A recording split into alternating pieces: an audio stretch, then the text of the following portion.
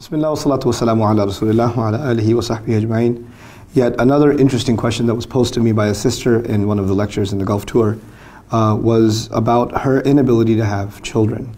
And the fact that because she can't have children, she's been married for over 10 years, that her mother-in-law says some pretty mean things to her and keeps telling her son that your daughter, or your wife rather, is a disappointment.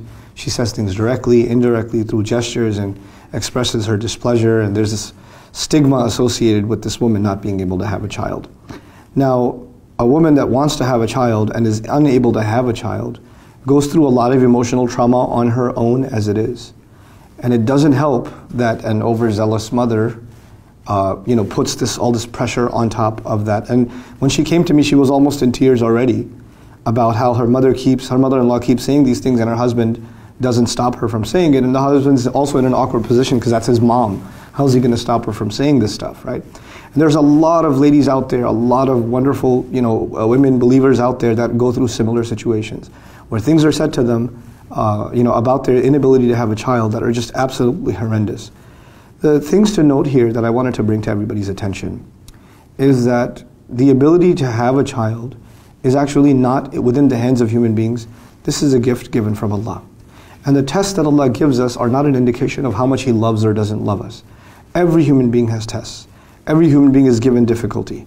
As a matter of fact, you have, prophets that make dua that they would have some child to carry their legacy, and they don't have any children until very, very, very late in their years. So you have a problem of, a test from Allah Azza wa Jalla. In some cases you have prophets that have children, like Nuh alayhi salam has a son. Great. I wouldn't want a son like the son of Nuh alayhi salam, who would rebel, and at the end of the day he would be called إِنَّهُ عَمَلٌ غَيْرُ صَالِحٍ. He is a deed no good. He's something that is no good. He's not even no good son, he's a no good deed to begin with. Such a horrible depiction in the Quran of this young boy, or this man. So first and foremost, we need to back off in blaming people for the tests that Allah puts them in that are beyond their control. This is a horrible thing to do. It's an arrogant and an ignorant thing to do. But what I told this woman, and what I'd like to tell my sisters also, is that you have to be realistic.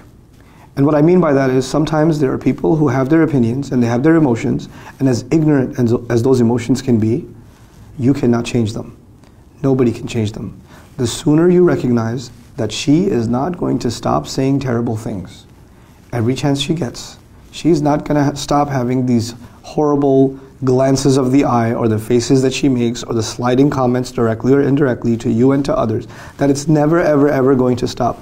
The sooner you internalize and accept that, the sooner you can move on with your life. You cannot change people. Your job in life is to learn to deal with people. Sometimes people are very difficult to deal with, and you just have to deal with them. You will learn to brush off her hurtful words so the moment you stop expecting better from her. You just can't accept that. Maybe this is her weakness. She just can't get over it. And you will, the next time she says it, you just realize where it's coming from, and you just kind of let it go. You don't hold on to it. You don't let it get to you, This is more about you learning to navigate hurtful words than about changing somebody else. Any problem in Islam, when the solution in your head is changing somebody else, think again. Think again, because we don't control people. We just don't. All we can do is control and mature the way we think about something. And I feel your pain, I really do. And I feel terrible that you're in this situation. But at the same time, the only way you can have a happier life and not stop thinking about this problem is that you just grow a thick skin. And if your husband fails to, and if the husband is listening, my advice to the husband is, listen, you need to pull your mother aside and tell her to stop saying these things. You just need to tell her. Because and this is not disrespectful. Correcting your parents if they're wrong, and they're doing something wrong, they're doing dhulm, they're hurting somebody with their words, is not disrespectful. This is being written against your mother in her account. The angels are writing this as a sin. Why would you want your mother to get in trouble on Judgment Day? Wouldn't you want to save her from that? So you saying, I shouldn't say anything, you're not doing a good deed. This is not a righteous deed. This is you perpetuating a wrong that's happening inside your family. Telling your mother that something is wrong is okay. This is completely okay. You have to be respectful and loving when you do it, but that's it. Just be respectful and loving and correct it. May Allah Azza wa Jal make you better husbands, make the wives stronger wives, and may Allah Azza wa Jal make the parents more patient and more loving and kind and merciful with the words that they choose. And may Allah Azza wa Jal not hold us to account for the ignorant things that we say and do. Barakallahu li wa lakum. Assalamu alaikum wa rahmatullahi wa barakatuh.